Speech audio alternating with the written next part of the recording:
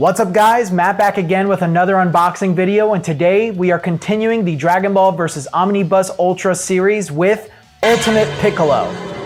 But like always guys, please remember to subscribe to the channel if you haven't already. Ring the bell notification, that way you get notified whenever I make a brand new video. Like this video if you enjoy it, and of course, comment your thoughts down below in the comment section at the end of the review so we can discuss this figure. Alright guys, it's our very first Ultimate Piccolo figure, or Potential Unleashed Piccolo, whatever you want to call him. It's one of his new forms from Dragon Ball Super Hero.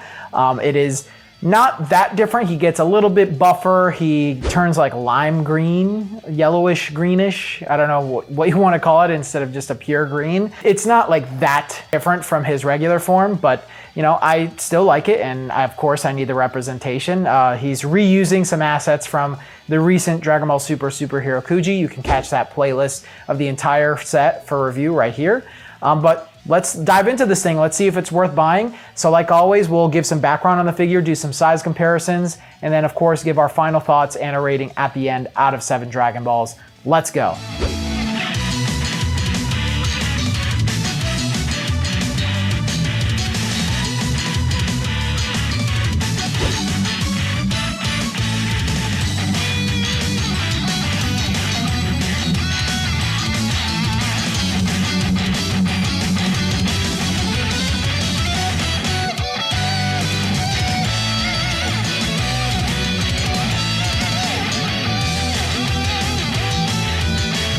This figure is based on Ultimate Piccolo from the movie Dragon Ball Super Hero.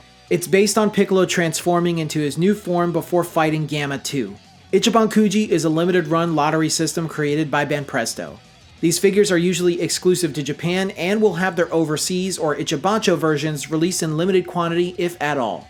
The prizes vary from art boards, towels, phone straps, or a plush, but the most sought after prizes are the figures, and usually the last one prize is the most valuable.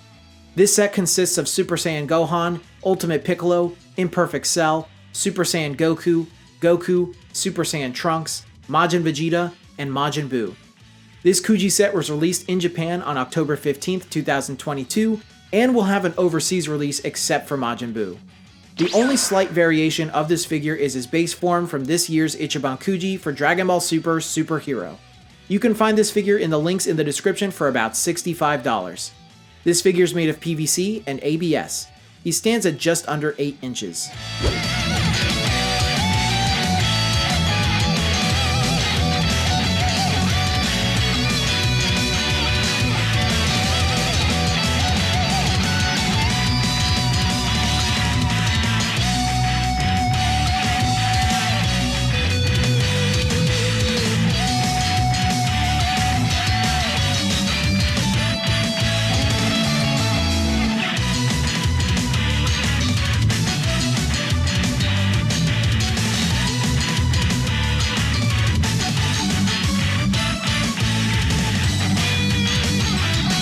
Piccolo comes in 3 pieces: his upper body, lower body, and support for his foot.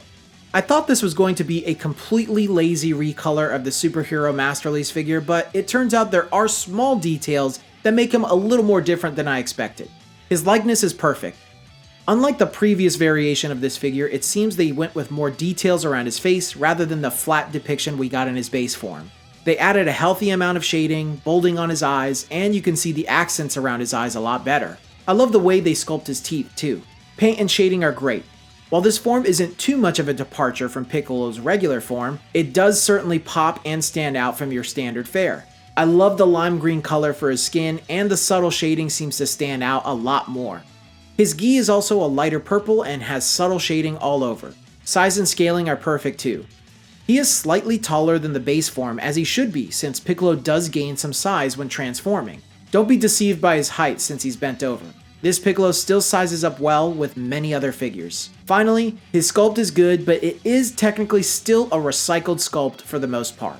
It isn't the same exact size, as they made Piccolo's arms bigger and his torso larger, since Piccolo gains muscle in this form. But it's still just a slightly bigger version of the Superhero Kuji, which does still come off as lazy. They could have had him standing straight up, just like in the movie. Also, I struggled tremendously to fit his upper body onto his lower body, so much that he slipped from my hands and scuffed some of the paint on his butt. Wish they made it a little easier to put together within the quality of the whole thing. You can also see a clear separation of his head sculpt where they reused the upper part of his head and just changed the jaw section for this figure. Overall, this is a solid Piccolo figure, even though he's largely recycled from the latest Piccolo release. If recycled assets isn't a big deal for you and you'd like to get Piccolo's newest form in your collection, pick this up when you can. I'm giving this one 6 out of 7 Dragon Balls.